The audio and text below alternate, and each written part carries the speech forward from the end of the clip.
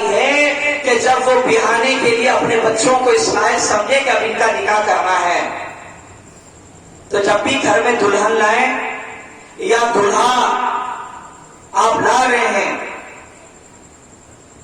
تو وہ دیندار اور پرہیزگار آپ لے کر آئیں۔ مال اور دولت خوبصورتی اس سے کئی گنا زیادہ ہے دینداری۔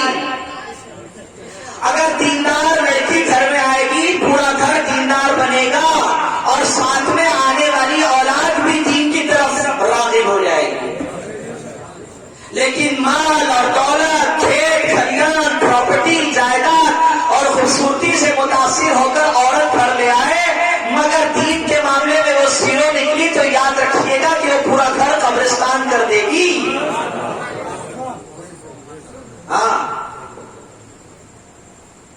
اچھا یہاں ایک مسئلہ یہ ہے، برا مت مانیے گا، ہم جب بہو لاتے ہیں نا تو اس میں دنیا بھر کی خاصیت چیک کرتے ہیں، نمازی ہونا، پرہیزگار ہونا، فجر کی نماز پڑھنے والی چاہیے، قرآن شریف پڑھنے والی چاہیے، سورہ یاسین پڑھنے والی چاہیے، سمجھ رہے ہیں آپ؟ یہ ساری خاصیتیں اس میں تلاش کی جا رہی ہے، اور جس کے لیے لا رہے ہو وہ قرآن کی ABCD بھی نہیں جانتا۔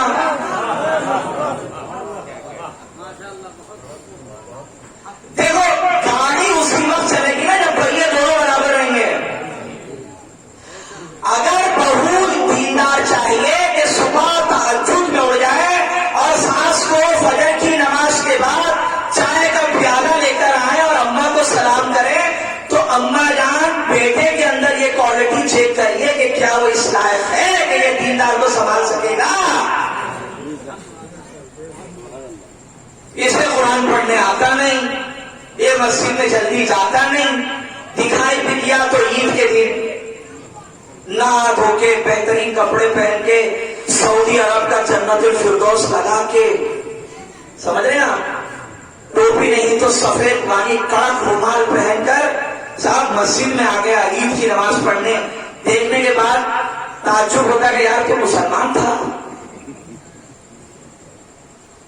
بیلنس جب برابر رہے گا زندگی خوشحال گزرے گی۔ اس لیے جب بہو لانا تو اگر دینداری اس کے اندر دیکھ رہے ہو تو یہ بھی پلیز مہربانی کر کے دیکھ لیجیے گا کہ آپ کا بچہ خود کتنا دیندار ہے، ورنہ حال کیا ہوگا جانتے ہیں آپ؟ یہ بیچاری گھر آئے گی، نماز کی تو پابند ہے پہلے سے، اماں ابا نے سمجھا دیا ہے کہ بٹیا جا رہی ہو تو وہیں سے تمہاری آخری سواری جو ہے تم نے قبرستان وہیں سے جانا ہے، شوہر جس حال میں رکھے اس کا شکر ادا کرو، وہ ساری چیزوں کا پالن کرتی ہے، صبح اٹھ کر نماز پڑھ رہی ہے پابندی کے ساتھ ساری چیزیں۔ اور جب یہ صبح اٹھی ہے تو جناب وہ سوئے پڑے ہوئے، ان کے جو جانو ہیں، سمجھ رہے ہیں، جانو بولیں گے نا، کیونکہ جب نئی نئی شادی ہوتی ہے تو موبائل میں اس کا نام ہٹ کے آ جاتا ہے جان۔ یہ محبت نوجوانوں کی اللہ برقرار رکھے بھائی، میاں بیوی کی جائز محبت۔ تو فیضان ملت اسلامیہ جب یہ اٹھے گی فجر میں اور ان کے جانے من جانے جگر اگر سوئے ہوئے ہوں تو یہ ایک دن دیکھے گی، 2 دن دیکھے گی، 1 ہفتے کے بعد یہ سوچے گی اما یار یہ خود نہیں پڑھتا تو میں کیوں اٹھوں، اور یہ تو اندھے منہ ہو کے سو جائے گی۔ اور جب یہ سو جائے تب آپ پورے گاؤں میں کہیے گا کہ دیکھو بڑے دیندار تھی مگر شادی کے بعد 1 وقت کی نماز نہیں پڑھتی ہے صاحب، پہلے پابندی سے سورہ یاسین پڑھتی تھی اب تو قرآن بھی نہیں چھوتی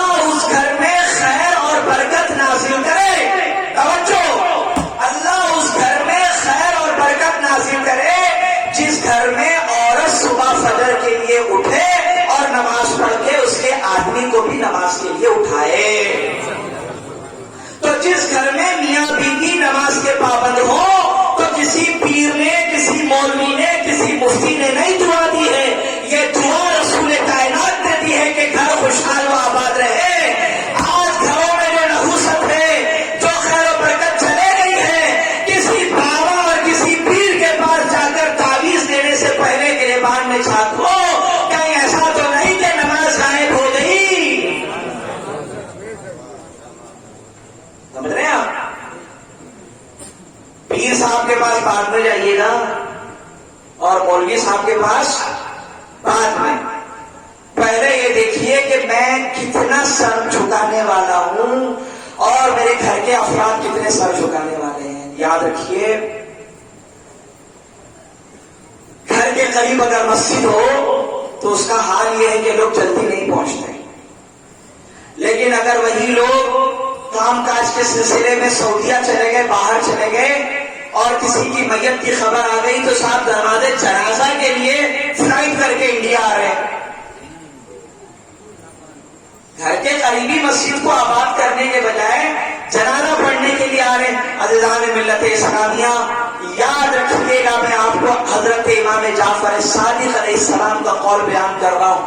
ایک شخص نے امام جعفر سے پوچھا، یہ بتائیے کہ آپ کے دادا کا سب سے بڑا کارنامہ کیا ہے؟ یعنی حسین ابن علی کا سب سے بڑا کارنامہ کیا ہے؟ تو امام جعفر صادق نے یہ نہیں کہا کہ یزید کا تختہ پلٹ دیا. امام نے یہ نہیں کہا کہ یزیدی فوج کو جو ہے بعد میں ذلت ملی، رسوائی ملی، یہ میرے نانا کا سر بلند ہے، اس طرح کی کوئی بات نہیں.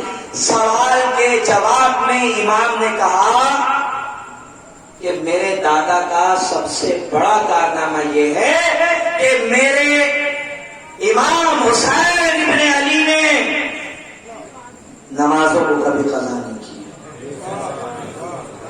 نماز کے پابند رہے میرے امام.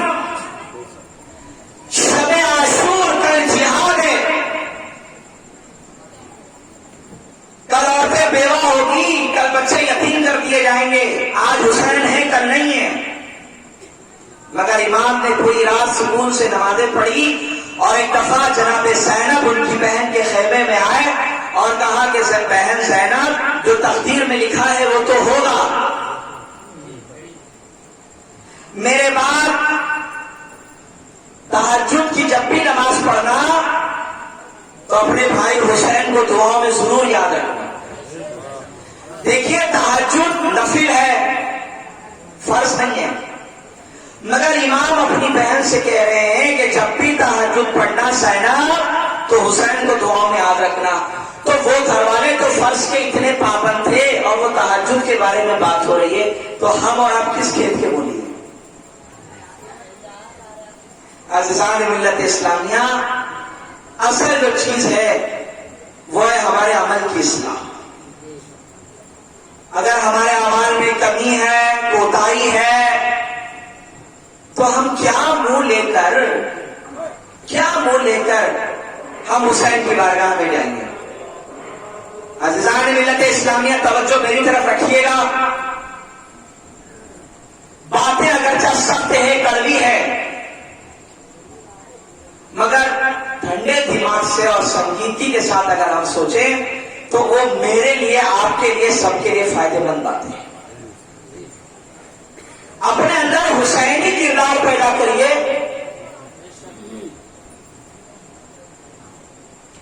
اور یزیدیت کی جو منحوس عادتیں تھیں اس کو اپنی زندگی سے آؤٹ کریے، اس کو ڈیلیٹ کریے. یہ نہیں چلے گا صاحب بھائی جب امام نے خروج کیا اور کہا کہ ہم خلیفہ نہیں مانتے اس کو. اس کی وجہ یہ تھی، اس کی بہت سی برائیوں میں، کہ یزید نے صاحب نماز پڑھنا چھوڑ دیا تھا. وہ کہتا تھا کہ اس کی کیا ضرورت ہے. تو جب یہ باتیں امام کو پتا چلی تو امام نے بہترین کی کہا کہ یہ تو کفر کی طرف بڑھ رہا ہے. تو آج کا حسینی جو محفل حسین میں آئے اور اس کی زندگی میں نماز نہ ہو تو اب وہ خود یہ ڈیسائیڈ کر لے کہ وہ کس کے نقش قدم پر آیا، حسین کے راستے پر ہے یا پھر وہ یزید کے راستے پر. سمجھ رہے آپ؟ تاجدار ملت اسلامیہ، اپنے جانوں کے اوپر ظلم نہ کریں. ایسے بنیے، ایسے رہیے جیسے امام آپ کو پسند کرتے ہیں اور امام آپ کو دیکھنا پسند کرتے ہیں. اسلام میں ایسی ایسی خواتین گزری ہیں کہ جن کے ایک بہت بڑے رول رہے ہیں اسلام کی دعوت و تبلیغ کے لیے. بہت بڑا رول رہا ہے. میری ماں بہنوں، یہ تم تھی، تم کہ جس کے پیٹ سے پیدا ہونے والا بچہ غوث اعظم عبد القادر جیلانی کہلایا کرتا تھا، معین الدین اجمیری کہا کرتا تھا. صابر پاک جیسی اولادیں تم نے پیدا کر کے دی ہے، لیکن آج تمہارے بدن سے پیدا ہونے والی اولادیں ڈانسر، نچوڑی، آوارہ، ماں باپ کے نافرمان. آج عورتوں نے ولی پیدا کرنا چھوڑ دیا ہے. اس کی وجہ یہ تھی میری ماں بہنوں کہ میں نے ابتدا میں کہا کہ اگر دیندار لڑکی گھر میں بہو بنا کر لاؤ گے تو دیندار لڑکیوں کی یہ عادت ہوتی ہے جیسے غوث اعظم کی ماں کہ جب عبد القادر پیٹ میں تھے تو وہ خود کہتی ہے میں نے کبھی بے وضو ہو کر دودھ نہیں پلایا میری اولاد کو. جب وہ پیدا ہوئے غوث اعظم تو غوث اعظم کی اماں کہتی ہے کہ جب بھی دودھ پلایا باوضو ہو کے پلایا. تو اثر پھر دنیا نے دیکھا، ولایت کے چرچے دنیا نے دیکھے. آج اگر عورت کے پیٹ میں بچہ ہو تو سماج کا حال یہ ہے کہ وہ بھی بیٹھی ہوئی ہے، ساری فیملی بیٹھی ہوئی ہے، سب ٹی وی میں گانے ہو رہے ہیں، ناچ ہو رہا ہے، دھمال ہو رہی ہے، وہ دیکھ رہی ہے. تو کیا اثر آیا؟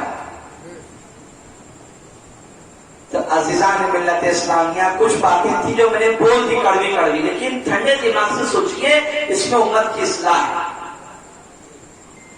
آپ ایسا بن جائیے جیسے خدیجۃ الکبریٰ تھی، سیدہ فاطمہ تھی، جناب زینب اور ام کلثوم کی طرح آپ اپنے آپ کو بدلیے.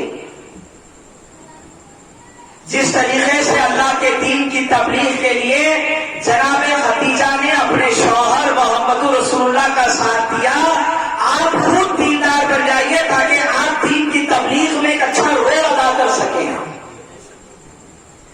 محفل سننے کے لیے آپ دور دور سے تشریف لاتی ہیں، بیٹھ کر توجہ سے سیکھ رہی ہیں. میری نوجوان بہنیں ہیں، میں ان سے ریکویسٹ کروں گا آپ اسلام کو سیکھیے اور سمجھیے. بلکہ میری یہ آرزو یہ ہے کہ آپ کے اس گاؤں کے اندر آئندہ سال جب محفل حسین ہو تو جس طرح مردوں کی مجلس سجی ہوئی ہے اور آپ نے انتظام کیا، ٹھیک اسی طرح ایک مجلس اور سج جائے دوپہر میں جہاں بیان کرنے والی آپ کے گاؤں کی کوئی بچی ہو جو دین کا علم سیکھے اور منبر پر بیٹھ کر اپنی بہنوں کو، اپنی ماؤں کو جناب زینب کی زندگی کے حالات سنا. اس کے لیے کرنا کیا ہے میری بہن؟ کچھ بھی تو نہیں کرنا ہے، اللہ سے مدد مانگنی ہے کہ الہی جیسے زینب نے اپنے بھائی کا ساتھ دیا اسلام کے لیے، میں چاہتی ہوں کہ سیرت زینب پر عمل کروں اور میرے پورے گاؤں کی ماں اور بہنوں کو جناب زہرا کی تعلیم اور تربیت کی طرف لے کر آؤں. آپ بن سکتی ہیں ایک اچھی مبلغہ، ایک اچھی دین کی دائی آپ بن سکتی ہے. محنت کریے، آگے بڑھیے، اللہ کی ذات ہے، وہ کوشش کرنے والوں کو کبھی ناکام نہیں کرتا. یہ ہمارے بچے، کیا یہ ضروری ہے کہ ہمیشہ ہر مجلس ایک عالم دین سے ان کو دور دور سے بلایا جائے؟ گاؤں کے بچے اس لائق ہو جائے کہ مذہبی علوم حاصل کریں، مذہبی علوم حاصل کریں. اور ایک وقت ضرور آئے گا کہ آپ ہی کے محلے کا کوئی بچہ منبر پر ہوگا اور فضائل حسین پر پڑھ کر آپ کو سنائے گا. تو یہ جذبہ لے کر آپ چاہیے. تو دین کی تبلیغ کے لیے جو رول جناب خدیجۃ الکبریٰ نے اپنے شوہر کے ساتھ مل کر کیا، اس رول کو ادا کرنے کی آج کی تاریخ میں ضرورت ہے. خدیجہ وہ اکیلی واحد عورت اور ان کی شان اور ان کا مقام اور مرتبہ یہ ہے، توجہ رکھیے گا میری طرف، ان کا مقام اور مرتبہ یہ ہے کہ رسول اللہ کی تمام بیویوں میں خدیجہ اس لیے افضل ہے کیونکہ خدیجہ کی وجہ سے رسول اللہ کو باپ بننے کا موقع ملا. سمجھ رہے ہیں آپ؟ جناب خدیجہ کی وجہ سے رسول کائنات کو باپ بننے کا موقع ملا. اسی لیے جب لوگ جناب خدیجہ کے حوالے سے اوٹ پٹانگ باتیں کرتے تھے عرب میں، تو وہ کہا کرتے تھے رسول کائنات کے خدیجہ کے بارے میں کچھ مت کہا۔ جب لوگوں نے مجھے جھٹلایا تب خدیجہ نے میرا ساتھ دیا، جب مجھے مال کی ضرورت تھی تو خدیجہ نے دیا، اور جب مجھ پر ظلم ہوا تو خدیجہ نے میرا ساتھ نہیں چھوڑا۔ پتا چلا کہ آج پورے ورلڈ میں جو اسلام اپنی خوبصورتی کے ساتھ چمک رہا ہے، اس سورج کی روشنی کا نام خدیجہ ہے، اور آج اگر پوری دنیا میں اسلام ایک مضبوط درخت کی طرح کھڑا ہے تو اس درخت کو مضبوطی دینے کے لیے جناب خدیجہ کے مال نے سب سے زیادہ رول ادا کیا ہے۔ جب ضرورت تھی غریبوں پر خرچ کرنے کی تو جناب خدیجہ نے اپنی تلویاں کھول دی۔ حضرت ابو بکر رضی اللہ تعالیٰ عنہ فرماتے ہیں کہ ایک دفعہ جب اللہ کے نبی نے اسلام کے لیے غریبوں کی مدد کے لیے جب آواز لگائی تو جناب خدیجہ نے سونے کی اشرفیوں کے اتنے بڑے بڑے ڈھیر لگا دیے کہ جناب ابو بکر رضی اللہ تعالیٰ عنہ فرماتے ہیں کہ میں سونے کی اشرفیوں کے ڈھیر کے پاس اس طرف کھڑا تھا، یہ اشرفیاں گرتی رہی یہاں تک کہ اتنا بڑا ڈھیر ہو گیا کہ مجھے اس طرف کے انسان نظر نہیں آنے لگے۔ اتنی دولت جناب خدیجہ نے اسلام کی تبلیغ کے لیے دی ہے۔ اور آپ اسلامی تاریخ پڑھیے، جب بھی اسلام کو مال کی ضرورت ہوئی ہے، اسلامی ماں اور بہنوں نے تجوریوں میں رکھے ہوئے زیورات اللہ کی راہ میں دیے ہیں۔ ٹھیک ہے، یہ اور بات ہے کہ آج کی ماں اور بہنوں میں اتنا بڑا جگر نہیں ہے، مگر ہاں آج آپ سے اسلام مال نہیں مانگ رہا۔ آج اسلام آپ سے یہ کہتا ہے میری بہنوں اپنے اندر دین لے کر آؤ، تاکہ جب زمانے کے اخیر میں تمہاری نسلیں پہنچے اور امام مہدی علیہ السلام تشریف لائے تو کم از کم تمہارے پیٹ سے پیدا ہونے والے بچوں کی نسلوں میں کوئی تو ایسا ہو جو امام کا ساتھی بن جائے۔ اس لیے کہ امام کا ساتھی کوئی آوارہ لفندہ بے دین نہیں ہوگا، وہ دیندار ہوگا، پرہیزگار ہوگا، اور اس کے لیے ضروری یہ ہے کہ آپ ابھی سے اپنے بچوں کے اندر دینداری لائیے تاکہ یہ ٹرانسفر ہوتا رہے اولاد در اولاد در اولاد در اولاد۔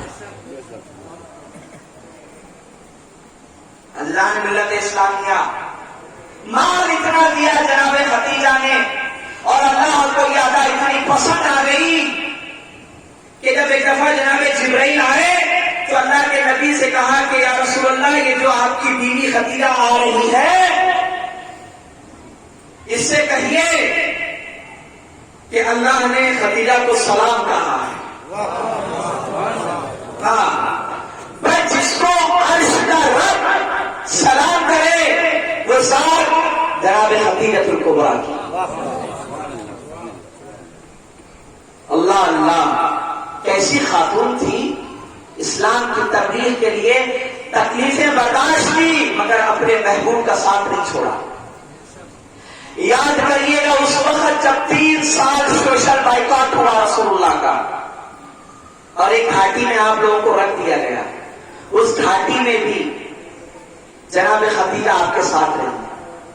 آج ذرا سی تکلیف آ جائے مردوں کو، بیچارہ صبح نکل کے کام پر گیا، محنت اور مزدوری اس نے کی، جتنی تقدیر میں تھی وہ لے کر آیا، مگر وہ اپنی عورت کی کچھ خاص جو خواہشیں تھی وہ پوری نہ کر سکا، تو شکوے اور شکایتوں کی ایک لمبی داستان جو شروع ہوتی ہے وہ انسان کی کمر کو توڑ دیتی ہے۔ پھر انسان کے دل و دماغ میں اس کے لیے محبت کے بجائے چڑچڑاپن پیدا ہوتا ہے۔ آپ جناب خدیجہ کی طرح بن جائیے کہ جب آپ کا شوہر دینی کام کے لیے باہر نکلے، دیکھو محنت اور مزدوری کرنا یہ بھی دین میں ہے، یہ بھی دین میں ہے کہ جب شوہر نکلے اور جو وہ لے آئے جتنا لے آئے اس پر اللہ کا شکر ادا کریے، پھر اس پر برکت آپ دیکھیے۔ آپ کو رول دیا جا رہا ہے جناب خدیجہ کا، اور اللہ نے مال دیا ہے تو اپنے مال کے ذریعے سے غریبوں کی مدد کریے، یہی چیزیں آخرت میں کام آنے والی ہیں۔ اصحاب صفہ جو غریب صحابہ تھے، جو رسول اللہ کے گھر کے باہر ایک چبوترے پر آ کر بیٹھتے تھے، جن کی تعداد 70 سے زیادہ تھی، تو 3 ٹائم کا کھانا پینا جو جاتا تھا وہ خدیجہ کے گھر سے جاتا تھا۔ اصحاب صفہ میں جتنے صحابہ بیٹھ کر 2 وقت کی روٹی بھی اگر کھائی ہے تو وہ روٹی کے پیچھے جو نمک ہے وہ نمک خدیجہ کا ہے۔ اور جب مسلمانوں پہ ظلم ہوا اور اللہ کا حکم آیا کہ ہجرت کرو، تو جن غریب مسلمانوں نے حبشہ کی طرف ہجرت کی تو آنے جانے کا ٹریولنگ اور وہاں رہ کر ان کی زندگی گزارنے کے لیے جو مال تھا وہ کسی اور کا نہیں، خدیجہ الکبریٰ کا تھا۔ اللہ کے نبی سے جناب خدیجہ نے کہا، یا رسول اللہ میرا سارا مال آپ کے لیے، جو چاہے جیسے چاہے جب چاہے آپ خرچ کریے۔ اللہ اکبر، ہائے افسوس، سدا افسوس،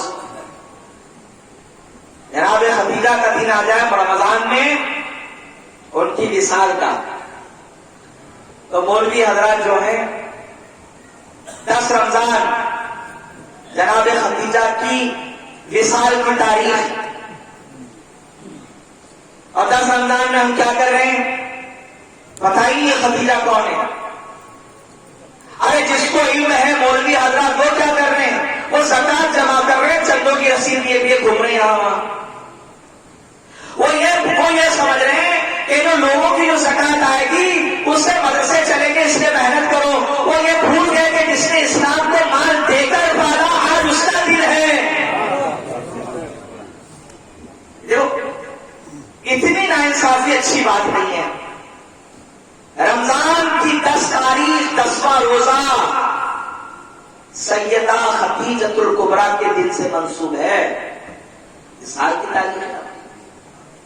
عزیزان ملت اسلامیہ، دل کھول کر جناب خدیجہ نے اپنا مال اللہ کی راہ میں دیا، اور پھر ایک وقت ایسا آیا کہ باپ بننے کی خوشخبری بھی اسی خاتون کے ذریعے رسول اللہ کو ملی۔ سمجھ رہے آپ، شادی کے بعد اگر اولاد نہ ہو تو لوگ پریشان ہو جاتے ہیں، حکیموں کے پاس جاتے ہیں، وسائل پڑھتے ہیں، صاحب بہت کچھ کرتے ہیں، لیکن اگر اولاد ہو جائے تو اس کی خوشیوں کو دوبارہ کر دیتی ہے۔ نبی محترم صلی اللہ علیہ وسلم کو نکاح کے بعد جس نے باپ بننے کا موقع اور شرف عطا فرمایا وہ حضرت خدیجہ الکبریٰ ہے۔ انہیں سے اللہ نے ان کو اولادیں عطا فرمائی۔ 2 اولادیں ہوئی، ایک ابراہیم اور ایک قاسم۔ پیدا ہوئے، جوان نہیں ہوئے، بہت کم وقت میں بچپنے میں ہی انتقال ہو گیا، اور جب اولادوں کا انتقال ہو گیا تو مکے میں جو کافر تھے انہوں نے تانا مارنا شروع کیا، تانا مار رہے تھے کہ صاحب اب ایک نسل ختم ہو گئی محمد کی، کیونکہ اولاد باپ کی جو نسل ہے وہ لڑکے سے چلے گی، ٹھیک ہے نا۔ تو جب یہ دونوں ختم ہو گئے تو لوگوں نے تانا مارا کہ بھائی اب تو نسل نہیں چلے گی محمد کی صلی اللہ علیہ وسلم۔ تو اللہ کو یہ بات پسند نہیں آئی، تو یہ بات جب تانا مارتے تھے کافر کہ نسل نہیں چلے گی، نسل نہیں چلے گی، کوئی نام نہیں ہوگا آگے جا کر، تو رسول کائنات مایوس رہتے تھے، تو اللہ نے کہا محبوب مت گھبراؤ، اِنَّا أَعْطَيْنَاكَ الْكَوْثَرَ، اے محبوب گھبرانا نہیں، ان کی باتوں کو اہمیت نہ دو، ہم آپ کو کوثر دے رہے ہیں، اِنَّا أَعْطَيْنَاكَ الْكَوْثَرَ، ہم آپ کو کوثر دے رہے ہیں۔ کوثر کی بہت سی تفسیریں ہیں، ایک تفسیر یہ ہے جو امام فخر الدین رازی نے تفسیر کبیر میں لکھی، فرماتے ہیں کہ یہاں کوثر سے مراد جناب فاطمہ الزہرا ہے، کہ اے محبوب گھبرانا نہیں، ہم آپ کو فاطمہ دیں گے، اور فاطمہ کے ذریعے پوری دنیا میں آپ کی اولادوں کا سلسلہ جاری کریں گے۔ نعرہ تکبیر، نعرہ رسالت، نعرہ حیدری، حسینیت، پوری دنیا میں اللہ نے ملت اسلامیہ اور پھر دنیا نے دیکھا کہ کس طرح ایک سجاد کے ذریعے سے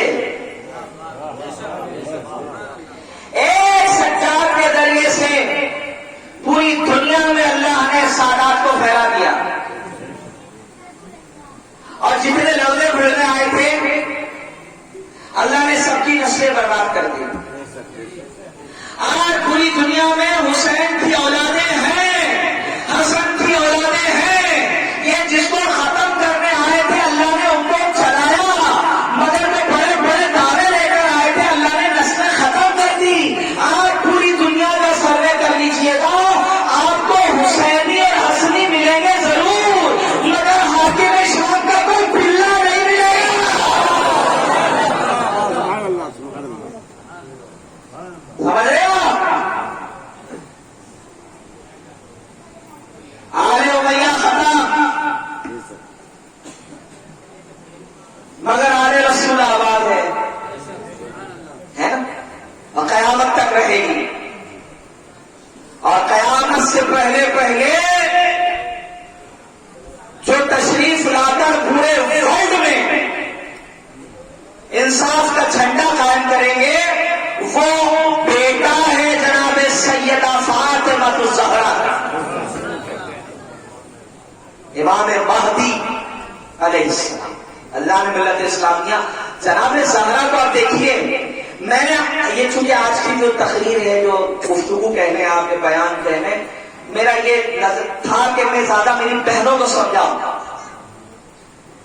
آپ کے لیے رول ماڈل ہے کہ ایک شوہر اور ایک بیوی کے درمیان بہترین رشتے کی مثال ہے ختیجہ اور محمد۔ اب اگر آپ بیٹی ہیں تو ایک باپ اور بیٹی کے درمیان جیسا بہترین ریلیشن ہونا چاہیے، اس کی مثال فاطمہ اور محمد۔ سمجھ رہے ہیں آپ؟ جناب فاطمہ نے ایز اٹ از سیم وہی کام کیا جو ان کی ماں کیا کرتی تھی۔ پریشانی کے وقت میں جب جناب ختیجہ نے رسول کا ساتھ نہیں چھوڑا تو بچپن میں بھی جناب سیدہ نے اپنے بابا کا ساتھ نہیں چھوڑا۔ جب بھی کسی منحوس کافر نے رسول اللہ کو آنکھیں دکھائی یا آپ کے اوپر ظلم کیا تو ہمیں تاریخ میں ایک بیٹی ملتی ہے جو ہمیشہ نظر آ رہی ہے۔ اللہ نے ملت اسلامیہ حالت نماز میں نبی سجدے میں ہیں اور سبحان ربی الاعلی و بحمدہ پڑھ رہے ہیں، اور اچانک ایک منحوس نے آ کر آپ کے جسم مبارک کے اوپر اونٹ کی ایک بہت بڑی سی وجڑی ڈال دی۔ تو ایسے وقت میں جو اپنے گھر سے دوڑ کے آ رہی ہیں اور اپنے برکت والے کم عمر والے ہاتھوں سے اس وزن دار وجڑی کو دھکا دے کر زمین پر گرا رہی ہیں، وہ جناب زہرا ہیں۔ کہ بابا پہ ظلم ہو رہا ہے تو ایسے وقت میں بیٹی پہاڑ بن کر کھڑی ہے رسول کے ساتھ۔ اور جب جنگ میں ایک وقت ایسا بھی آیا کہ اللہ کے رسول کے اوپر حملہ ہوا اور ایک دانت آپ کے شہید ہوئے اور خون جاری ہوا، تو دنیا دیکھ رہی ہے کہ کوئی اور نہیں، زہرا ہے جو اپنے گھر سے نکلی ہے میدان میں، اور انہوں نے چٹائی جلا کر اس کی راکھ بنا کر اپنے بابا کو مرہم کے طور پر دے دیا۔ سمجھ رہے ہیں آپ؟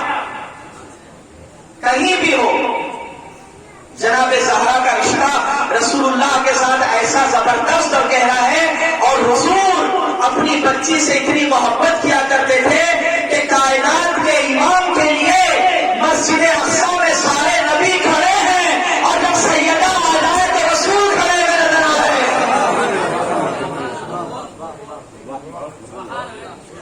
کائنات کا امام جب شب عشرہ دولہا بنا کر مسجد اقصی جب پہنچے اور نماز کی امامت ہونے والی ہے، ہر نبی آپ کا ویلکم اور استقبال کرنے کے لیے کھڑے ہیں، اس لیے کہ آنے والا کوئی معمولی نہیں، امام الانبیاء ہے، سردار انبیاء ہے، تو سردار کے استقبال کے لیے کھڑے ہیں۔ لیکن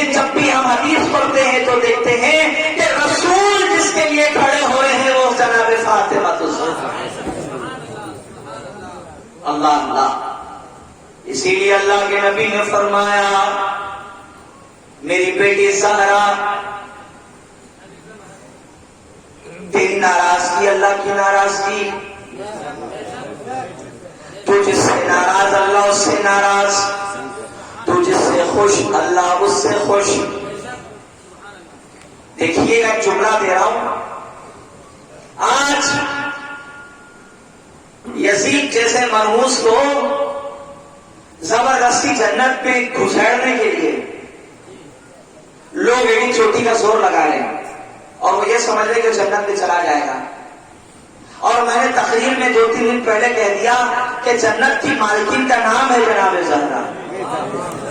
سمجھ رہے ہیں آپ؟ دیکھیے جس نے جناب حمزہ کے سینے پر نیزہ مارا تھا اور پھر اس نے اسلام قبول کیا, مگر جب بھی وہ رسول کے پاس آیا تو اللہ کے نبی نے کہا دور ہو جا, نزدیک نہ آیا کر. تو سوچئے کہ حمزہ کا قاتل اسلام لانے کے بعد جب رسول اسے برداشت نہیں کرتے اور کہتے کہ نظروں کے سامنے سے ہٹ جا, تو جس نے حسین کو قتل کیا ہے کہ معمولی ہے کہ مسجد کی نہیں جنت میں گھس جائے, یہ معمولی ہے کہ جنت میں چلا جائے گا. انجان ملت اسلامیہ, اسی لیے ہم کہتے ہیں کہ اگر آپ کو آپ کے ابا حضور عزیز سے اگر اتنی محبت ہے تو اللہ پاک آپ کا حشر بھی اس کے ساتھ کر دے, اور چونکہ ہمیں محبت ہے حسین سے تو اللہ ہمارا, ہمارے ماں باپ کا, ہمارے بچوں کا, ہمارے پوری آل اولاد کا حشر کے ساتھ کر دے. جناب زہرا اللہ اکبر اللہ اکبر. میری ماں بہنوں, اگر آپ بیٹی ہیں تو باپ کے لیے ایک بہترین رول پلے کر کے دکھا رہی ہے جناب زہرا, اور ایک ماں ہے تو مثال ہے جناب زہرا اور حسنین. دیکھیے جنت کی مالکین ہو کر بھی, یہ بات مرد عورت سب کے لیے, جنت کی مالکین ہو کر بھی جناب زہرا کو جب بھی لوگوں نے دیکھا تو سجدے میں دیکھا. توجہ میری بہنوں خاص, زہرا کو جب بھی لوگوں نے دیکھا تو شہزادی کو سجدے میں دیکھا, یا جو نماز کی بڑی پابند رہی. بعض اوقات تو ایسا ہوتا تھا کہ سورج نکل آتا, صبح ہو جاتی تو آپ یہ کہا کرتی تھی کہ الہی ایک رات ذرا اتنی لمبی بنا دے کہ تیری بندی فاطمہ تجھے جی بھر کے سجدے کر سکے. سمجھ رہے میری بہنوں,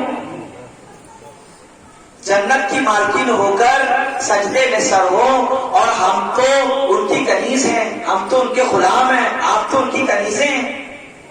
اگر آپ کی زندگی میں یہ سب دینداری نہ ہو تو پھر آپ سوچئے کہ آنکھیں بند ہونے کے بعد جب میدان محشر میں آپ جائے گی تو کیا کو لے کر گے. سیدہ کائنات وہ ہے کہ جس کو کبھی سورج نے, جن کو ان کے چہرے مبارک کو ملی. اور اگر آپ بے پردہ ہو کر نکلتی ہیں اور برخوں کا خیال نہیں رکھتی ہیں, غیر محرموں کے ساتھ آپ کا ملنا ملانا ہے اور فری ہو کے ایک دم فرینکلی بات کرتی ہیں, تو آپ سوچ دیجیے گا کہ ابھی آپ صحیح معنوں میں زہرا کے نقش قدم پر نہیں ہیں. یہ سروں پر یہ 10-20 روپے, 100, 150, 300 روپے کے جو دوپٹے ہیں, اس کو معمولی نہ سمجھیے. ایک زمانہ تھا کہ جب بہن کے سر سے دوپٹے گرتے تھے تو بھائی جلال میں آ جاتا تھا. آج حال یہ ہے کہ فیشن نے ایسے گھر میں گھس کے نحوست پھیلائی ہے کہ بھائی بھی ٹک ٹاک پر ناچ رہا ہے اور بہن بھی ٹک ٹاک پر ناچ رہی ہے. عزیزان ملت اسلامیہ, عبادت, ریاضت, تقویٰ, پرہیزگاری میں جناب زہرا کا کوئی مقابلہ نہیں ہے. کچھ نہیں ہے گھر میں, مگر جب سوال کرنے والا آ رہا ہے تو اس کو خالی بھی نہیں بھیجتی. ایک دفعہ اپنی چادر مبارک کو جناب سلمان سے کہا کہ جاؤ اور چادر کو یہودی کے پاس گروی رکھ دو اور اس کے بدلے کچھ اناج یا آٹا لے آنا تاکہ میں رسول اللہ کے مہمانوں کو کھلا سکوں. جب جناب سلمان وہ چادر لے کر گئے تو یہودی نے پوچھا یہ کس کی چادر ہے؟ کہا رسول کی بیٹی کی. آنکھوں میں آنسو آ گئے اور وہ وقت بنا اس کی اسلام کی قبولیت کا. جناب زہرا کے دوپٹے لوگوں کو ایمان دیتے ہیں. جناب یہاں ممبروں پر بیٹھ کر تقریر کرنے والے ہزاروں آئے اور گئے، لمبی لمبی تقریریں کر گئے، مگر وہ اثر نہیں ہے لوگوں کے بولنے میں اور سننے والوں کے دلوں کے اندر. مگر جناب زہرا کو دیکھیے گھر میں ہے مگر ان کی چادر لوگوں کو ایمان دے رہی ہے. یہ چادر والے لوگ ہیں تو میری ماں اور بہنوں ان کی چادروں کو ایسے بدنام نہ کرو. چادروں میں رہو، عزت اسی میں ہے. لوگ تو یہی چاہتے ہیں کہ آپ روڈ پہ اتریں. چلے آپ شہروں میں نہیں رہتے، گاؤں میں ہیں، مگر شہر کی نحوست گاؤں میں کب گھس جائے اس کا کوئی خبر نہیں. شہروں کی گندگی گاؤں میں بھی آ جاتی ہے، تو اس گندگی کے آپ شکار نہ ہو. آپ علم سیکھیے اور جناب زہرا کی جیسی پرہیزگاری حاصل کرنے کی دعا کریں. اگر چاہ ویسی متقیہ نہیں بن سکتی، مگر ان کے صدقے میں ایک چھیٹا بھی اگر آپ کو مل جائے تو آپ کی آنے والی نسل کی وہ سمجھ لیجیے گا کہ یہ گارنٹی ہے کہ وہ جنت میں جائے. عزیزان ملت اسلامیہ، جناب حسن ابن علی نے، حسن بڑے بیٹے، ایک دفعہ اپنی اما جان کو دیکھا کہ وہ دعائیں بہت کرتی ہے کثرت سے. یہ میں اپنی ماں بہنوں سے کہہ رہا ہوں، یہ سیرت کا جلسہ آج کا حسین ابن علی کی محفل میں آپ کے لیے خاص خاص پیغام دیے جا رہے ہیں. حسن فرماتے ہیں کہ میں نے اپنی امی جان کو دیکھا وہ بہت دعائیں کرتی ہے. تو میں نے امی سے کہا امی کبھی اپنے لیے بھی مانگ لیا کرو، کبھی اپنے لیے بھی مانگ لیا کرو. آپ بہت زیادہ پڑوسیوں کے لیے اور امت کے لیے مانگتی ہیں. تو جناب زہرا نے کہا بیٹے حسن، سب سے پہلا حق امت کا ہے. ہم اپنی دعاؤں میں امت کو یاد کریں. نبی کی ہر اولاد نے اپنی دعاؤں میں مجھے اور میری ماں باپ کو، آپ کو اور آپ کے ماں اور باپ کو یاد رکھا ہے. تو کیا یہ ہماری ذمہ داری نہیں ہے کہ وہ ہمارے لیے اپنی دعاؤں میں ہمیں یاد رکھیں اور ہم ان کی سیرت پر بھی عمل نہ کریں؟ بھائی جناب زہرا جب امت کے لیے دعائیں کرتی ہیں تو اس میں ہم اور آپ شامل ہیں، ہمارے ماں باپ شامل ہیں. تو یہ ہماری ذمہ داری ہے نا کہ ہم کم از کم ان کی سیرت کے اوپر عمل کرنے والے بنے. اللہ اللہ. جناب زہرا بچپن میں جب حسین پیدا ہوئے، تاجدار ملت اسلامیہ، ایک فرشتہ آیا اور اس نے آ کر اللہ کے رسول کو مبارکبادی دی. مبارک ہو، حسین پیدا ہوئے. اللہ کے نبی بہت خوش اور حسین کو کھلا رہے. تو اس فرشتے نے کہا کہ آپ اس سے بہت محبت کرتے ہیں. کہا میں بہت محبت کرتا ہوں، حسین میری جان ہے، میں اس سے بہت محبت کرتا ہوں. تب اس فرشتے نے کہا تو پھر سنیے، جس سے آج آپ محبت کر رہے ہیں، آپ کے بعد آپ کی امت کے ہی لوگ مقام نینوا میں آپ کے اس بچے کو بھوکا پیاسا شہید کر دیں گے. جب حسین کی شہادت کی خبر بچپن سے مشہور ہوئی تو جناب زہرا بھی جانتی تھی، علی بھی جانتے تھے، سب جانتے تھے کہ حسین شہید کیے جائیں گے. یہ شہادت کی خبر خاندان بنو ہاشم کے گھر گھر میں موجود تھی، سب جانتے تھے. یہ ایسا اچانک ہونے والا حادثہ نہیں تھا کہ حسین بچپن سے جوان ہوئے اور اس کے بعد یزید کا دور آیا اور آپ کربلا گئے، لڑائی ہوئی اور آپ شہید ہو گئے. نہیں، یہ پہلے سے خبر تھی. حسین جانتے تھے کہ شہادت مقدر ہے. تو جناب زہرا کی جو بیٹی ہے حضرت زینب، رشتے میں حسین کی بہن ہے. تو ایک دفعہ اپنی ماں کو جب روتے ہوئے دیکھا تو جناب زینب نے پوچھا کیا بات ہے اپنی جان آج کیوں رو رہی ہے؟ تو جناب فاطمہ نے اپنی بیٹی زینب سے کہا بیٹی زینب میرے بعد اپنے بھائی حسین کا خیال رکھنا. میں تو نہ رہوں گی لیکن وہ وقت تو قریب آئے گا ہی جہاں ایک دن تمہارا بھائی حسین تم سے بچھڑ جائے گا. تو جب وہ وقت آئے تو تم اپنی بھائی کے ساتھ رہنا, کبھی جدا نہیں ہونا. بعض روایات میں الفاظ ہیں کہ جناب زہرا نے اپنے ہاتھوں سے حسین کے لیے کرتا بنایا. عزیزوں, حسین کے لیے کرتا بنایا اور زینب سے کہا بیٹی زینب کہ جب تم اس سفر میں جانا تو میرے ہاتھوں کا بنا ہوا یہ کرتا میرے بیٹے حسین کو ضرور دینا. اللہ اللہ. زینب رسول اللہ کی نواسی, حسین کی سگی بہن, فاطمہ اور علی کی بیٹی. اللہ اکبر. جناب زینب جب جوان ہوئی تو شادی کے لیے علی نے جو گھر چنا وہ گھر تھا حضرت جعفر طیار کا. اور جعفر طیار کے بیٹے عبداللہ کو زینب کے لیے مانگ لیا, لیکن 2 شرطوں کے ساتھ. یہ سنیے, نکاح سے پہلے علی نے عبداللہ کے پاس 2 شرطیں رکھی. کہا دیکھو زینب کو تمہارے نکاح میں دینے سے پہلے یہ 2 شرطیں تم کو ماننی ہوگی عبداللہ. تو جناب عبداللہ نے کہا کہ ٹھیک ہے بتائیے کیا بات ہے, وہ کون سی شرطیں ہیں؟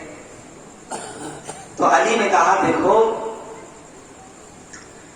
زینب اپنے بھائی حسین سے بڑی محبت کرتی ہے, تو نکاح کے بعد جب یہ تمہارے گھر آ جائے اور جب بھی اس کا دل کرے اپنے بھائی سے ملنے تو اسے روکنا نہیں.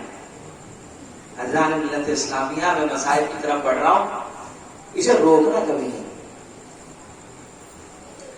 اور اگر زینب اپنے بھائی حسین کے ساتھ کسی سفر پہ جانا چاہے تو شوہر ہونے کے ناطے اسے منع نہیں کرنا. عبداللہ نے کہا کہ ٹھیک ہے یہ شرطیں ہم یاد رکھیں گے. صاحب نکاح ہو گیا, اللہ نے زینب کو اولادیں بھی دی اور وہ وقت قریب آ گیا جو تقدیر میں لکھا ہوا ہے.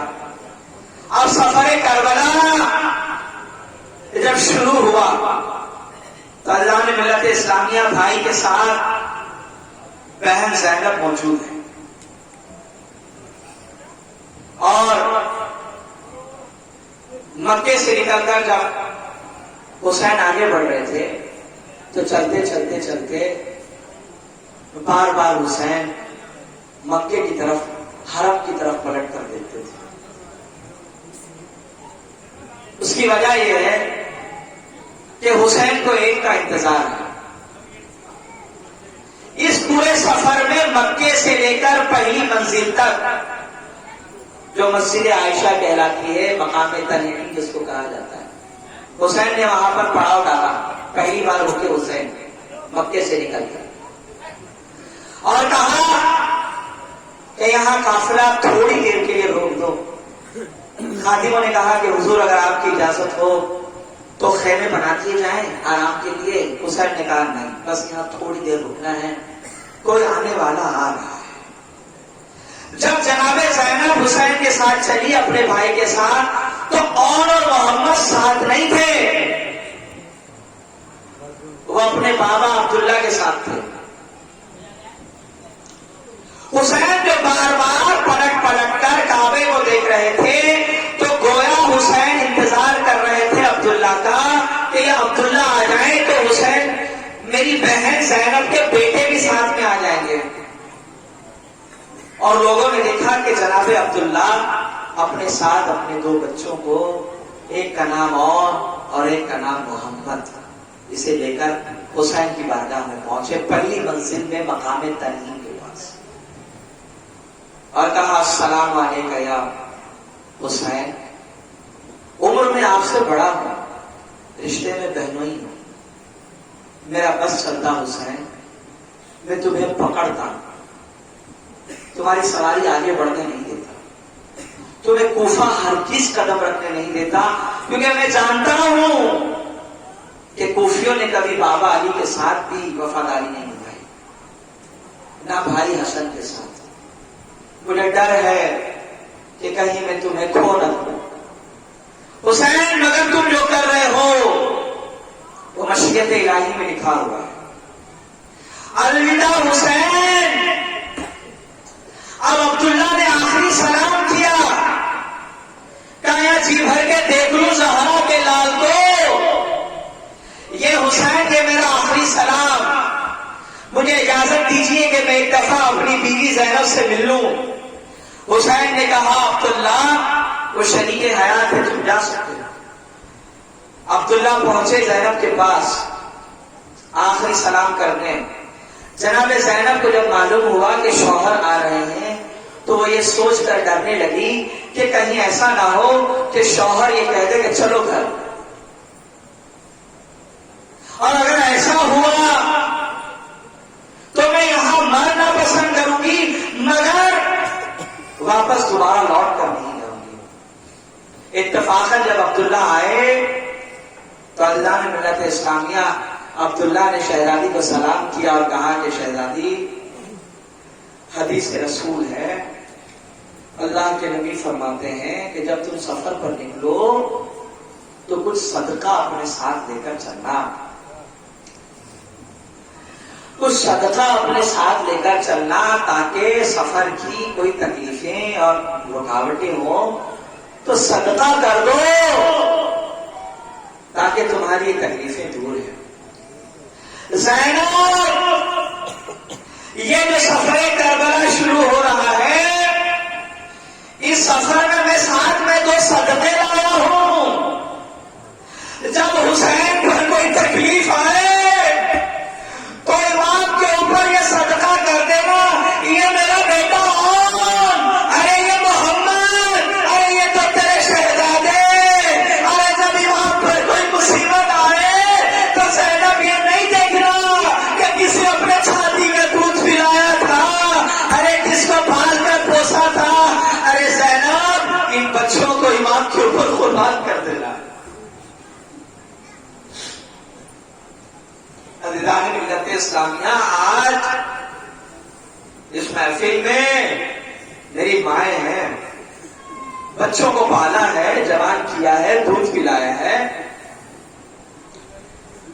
جب بچے اس لائق ہوتے ہیں کہ تھوڑے کھیل کود والے بن جائیں اور جب زمینوں پر گر جائے اور چوٹ لگ جائے تو ماں کی یہ حالت ہوتی ہے کہ سارا کام کاج چھوڑ کر وہ دوڑ کر اپنے بچوں کو سینے سے لگا لیتی ہے۔ اللہ نے ملت اسلامیہ زینب ماں ہے، اور ماں ہے اور 2 اولادیں ہیں، ایک اور ایک محمد حسین کے بھانجے۔ اب یہ سفر کربلا شروع ہے، ماں کے ساتھ یہ بچے ہیں، آج ماں کے ساتھ بچے ہیں، صبح عاشور کے بعد یہ ماں کے سامنے تڑپتی ہوئی لاشیں ہوگی، خاک و خون میں لت پت۔ یہ جناب زینب نے جب سفر شروع کیا تو ایک منزل پر مولا حسین کے پاس آئی اور کہا آقا رات میں نے بڑی عجیب آواز سنی، اس آواز نے مجھے ڈرا دیا، کہنے والا کون تھا میں نہیں جانتی مگر ایک آواز میرے کانوں سے ٹکرا رہی تھی۔ بھائی نے پوچھا بہن وہ کیا تھا آواز، اس میں کیا بات تھی؟ تو جناب زینب نے کہا بھیا میں نے آواز سنی، کہنے والا کہہ رہا تھا ارے شہیدوں پر رونے والے رونا شروع کر دو، اس لیے کہ یہ وہ لوگ ہیں جو اپنی موت کی منزل کی طرف بڑھ رہے ہیں۔ بھیا یہ آواز سن کر میں ڈر گئی۔ امام نے کہا بہن صبر کرو، جو تقدیر میں ہے وہ ہو کر رہے گا۔ علی کی بیٹی نے صبر کیا، اللہ نے ملت اسلامیہ قافلہ کربلا پہنچ گیا.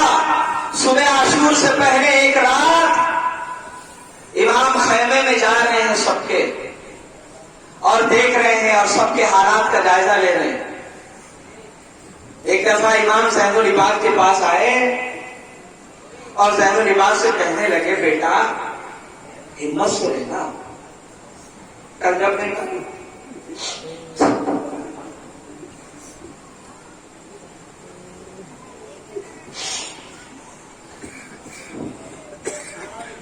کل جب بابا نہ رہے تو ہمت ہارنا نہیں، اور کچھ وصیتیں کی بیمار سجاد کو. جناب زینب نے سنا اور سن کر امام سے کہنے لگی بھیا یہ وصیتیں تو آپ ایسے کر رہے ہیں جیسے کل آپ نہ رہیں گے. امام نے کہا ہاں زینب آج رات تیرا بھائی ہے، کل یہ بھائی نہ رہے گا. جیسے ہی زینب نے سنا ارے آج کی رات میرے بھائی کی آخری رات ہے، ارے بہن برداشت نہ کر سکی. ارے میری بہنوں اس مجلس میں بیٹھی ہو، اللہ نے تمہیں بھی بھائی دیے ہیں. اگر پتا چل جائے کہ کل رات تمہارے بھائی کی آخری رات ہے تو تم پر کیا بیتے گی تم سمجھ سکتی ہو. ارے یہ زینب ہے، ارے یہ علی کی بیٹی. جب پتا چلا کہ امام کی آخری رات ہے، امام کی آخری رات سنتے ہی جناب زینب کی آنکھوں میں آنسو آئے اور ایک آواز لگائی اور بے ہوش ہو گئی. جناب زینب جب بے ہوش ہو گئی تو امام نے زینب کو ہوش میں لائے. زینب کو ہوش میں لا کر اپنی بہن زینب سے کہا بہن ابھی سے ہمت نہ ہارنا. ارے ہمارے دنیا سے جانے کے بعد ارے کربلا میں عصر عاشور، ارے زینب تمہیں بہت رونا ہے، ابھی سے صبر کرنے کی عادت ڈال دو. ابھی بار بار بے ہوش نہ ہو جانا، اس لیے کہ میرے بعد اس سفر کی دیکھ ریکھ کرنے والی زینب تم تنہا اکیلی ہوگی. روایتوں میں آتا ہے کہ جب امام نے یہ جملے کہے تو جناب زینب کے اندر علی کی طاقت آ گئی، وہ ایک بہادر عورت بن گئی. اس کے بعد پورے سفر میں ظلم ہوتا ہوا دیکھتی رہی زینب، روتی رہی مگر کبھی بے ہوش نہ ہوئی. عزیزان ملت اسلامیہ کل صبح جہاد ہے، امام ایک خیمے میں تشریف لے جا رہے ہیں، اور تشریف لے جا کر جب امام نے خیمے میں دیکھا کہ ہر ماں کل ایک مجاہد کو تیار کر رہی ہے، ہر ماں کل ایک مجاہد کو تیار کر رہی ہے. اور جناب زینب کے خیمے میں جب گئے تو جناب زینب نے پوچھا بھیا تمہارے جو ساتھی تمہارے ساتھ ہیں کیا تم نے ان کا امتحان لے لیا؟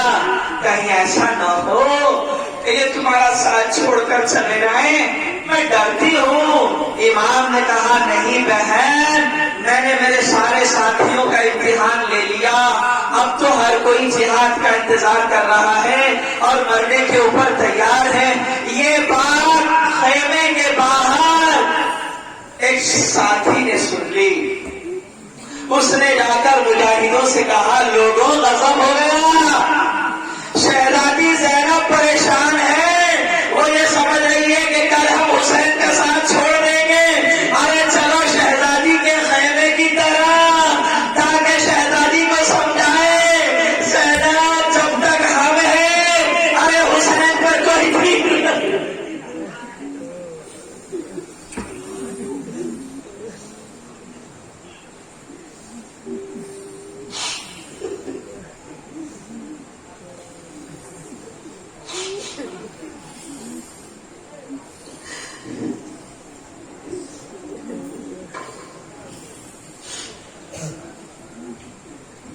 شہزادی جب تک ہم ہیں آپ اطمینان رکھیے گا،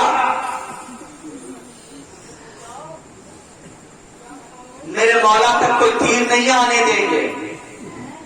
عزیزان ملت اسلامیہ اور رات عبادت میں گزری اور ایک دفعہ بھائی کو خیال آیا کہ دوبارہ بہن سے مل لوں. بھائی تو بھائی ہے، بہن کی محبت ہے. بہنیں اپنے بھائیوں سے بڑی محبت کرتی ہیں. نکاح کے بعد اگر وہ سسرال چلے بھی جائے، اگر بھائی بیمار ہو اور بڑھاپے کی حالت میں ہو تب بھی بہنیں مچل مچل کر آتی ہیں، صرف اس لیے کہ بھیا ہے میرا بھیا. ارے جناب زینب کا بھائی حسین ابن علی ایک دفعہ جب آخری بار خیمے میں گئے تو اب منظر خیمے کا بدلا ہوا پایا.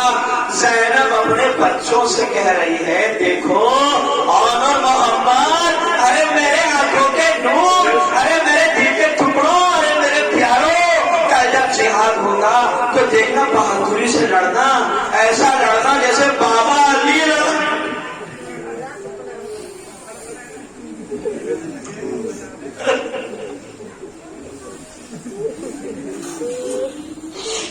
ارے بچوں گھبرانا نہیں، تم علی کے نواسے، ارے جعفر کے پوتے ہو، ایسا جہاد کرنا کہ دنیا دیکھتی رہ جائے.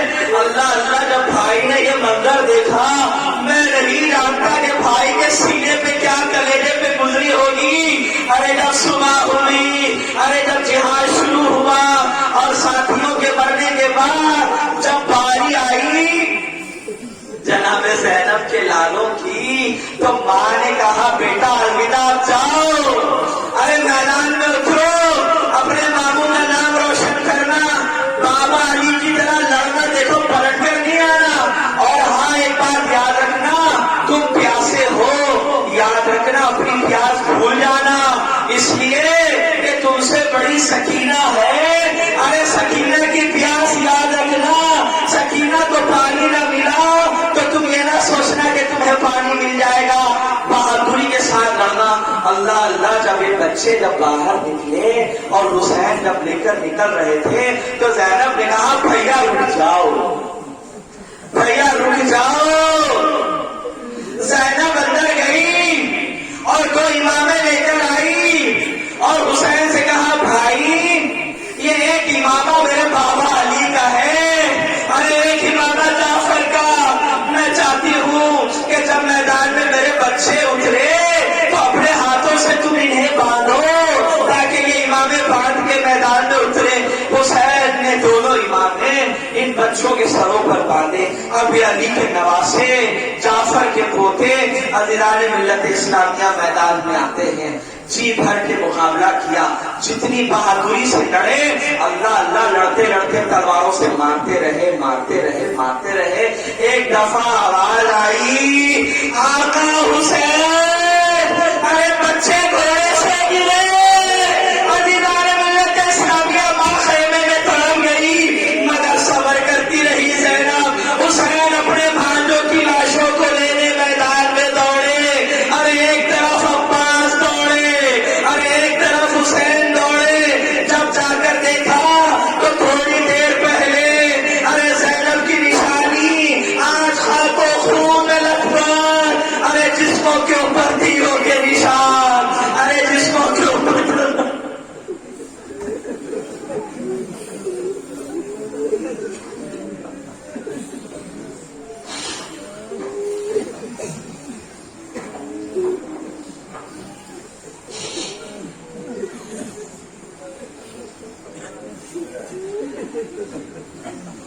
میری ماں رو، تم بھی ایک ماں ہو، ارے تمہارے پاس بھی اولادیں ہیں. اس اسلام کے لیے زینب نے بیٹے قربان کیے ہیں. اپنے بچوں کی لاشوں پر تیروں کو دیکھا ہے. ارے جو امامیں باندھ کر گئے تھے وہ خاک و خون میں ہو کر دوبارہ لوٹے.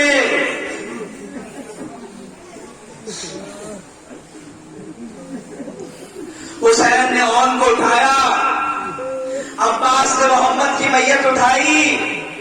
اب یہ لاشیں خیمے میں آ رہے ہیں. عزیزوں خیمے میں ماں ہے. اس ماں سے پوچھئے کہ جب بچوں کی شادی سے پہلے جنازے دیکھی ہوگی تو اللہ اللہ زینب پر کیا بھی تھی.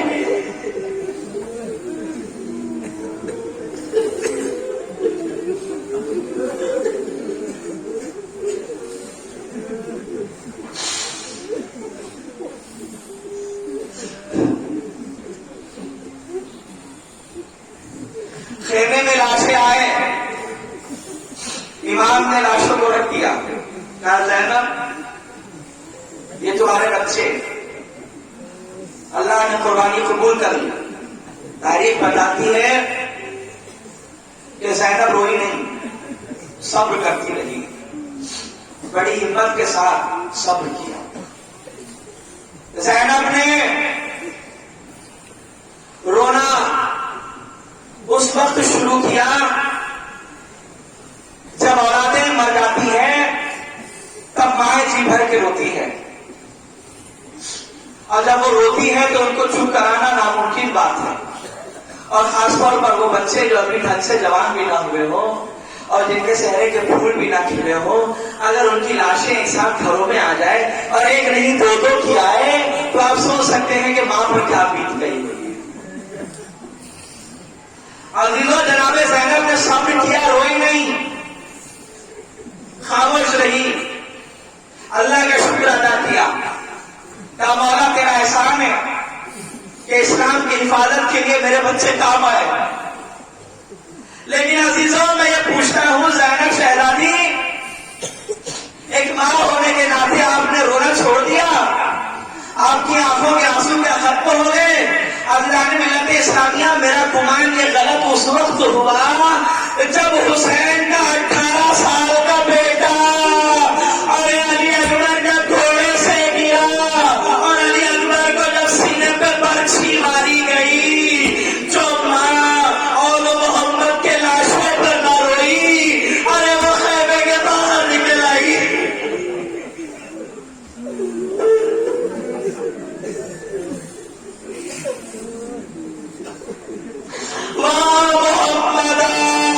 ارے میرے آنکھوں کے نور علی اکبر، ارے میرے دل کے ٹکڑے، ارے میرے بھائی حسین کی نشانی۔ عزیزان ملت اسلامیہ، اور محمد پہ آنسو نہ بہے، لیکن جب حسین کا بیٹا زمین پر گرا، جناب زینب خیمے سے باہر، پردہ زمین پر، سر سے چادر گر گئی، حسین دوڑے چلے آئے، چادر اٹھا کر زینب کے سر پر رکھا، کہا بہن صبر کرو، خیمے میں چلو، ارے قربانیاں ابھی اور باقی ہے، لوگ اللہ کی راہ میں اپنی جانیں دیتے رہیں گے، یہ دین ہمارے خون کی وجہ سے سر بلند ہوگا۔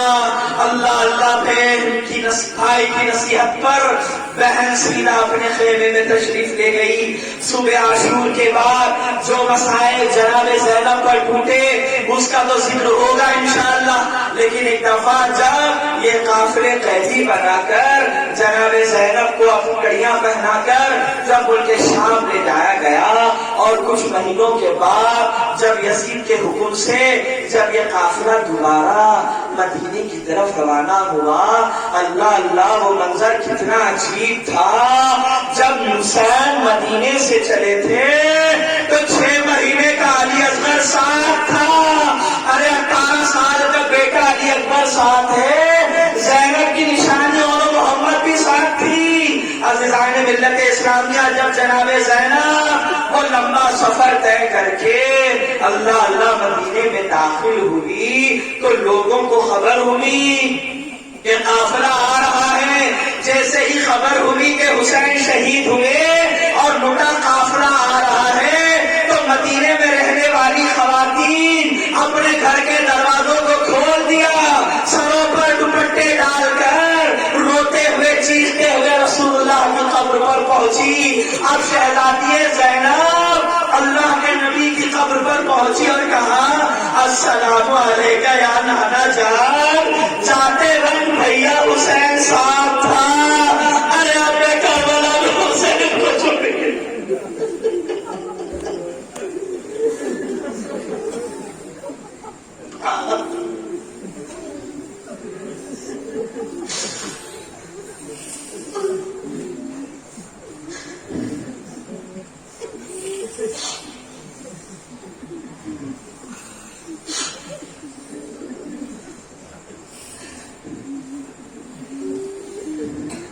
رسول کائنات کی بارگاہ میں دل کے ٹکڑے سنائی جناب زینب نے، اور کچھ دیر کے بعد رخ کر دیا سیدھا بقی کی طرف اور پہنچی اپنی اماں فاطمہ کی قبر کے پاس اور کہنے لگی اماں سلام،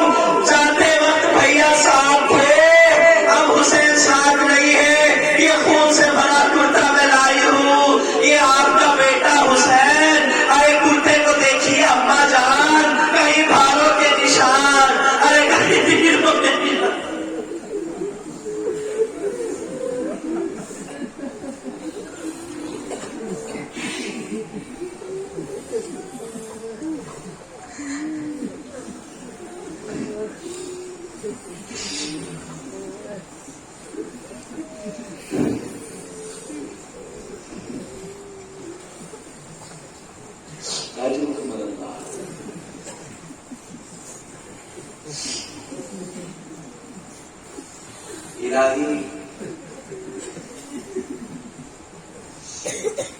غم حسین میں رونے والی آنکھوں کو اپنی رحمتوں کے سائے میں جگا دے. جو ان محمد کے مصائب پر رو دیے ان ماؤں کی آنکھوں کو ٹھنڈا رکھا, ان کے بچے سلامت رکھا, کہ کسی ماں کا لال اس کے سامنے یہ حالت میں نہ آئے کہ نکاح سے پہلے ان کے جنازے اٹھانے پڑے. الہی یہ نوبت نہ آئے, ان کے بچوں کی حفاظت فرما, ان کے بچوں کی حفاظت فرما.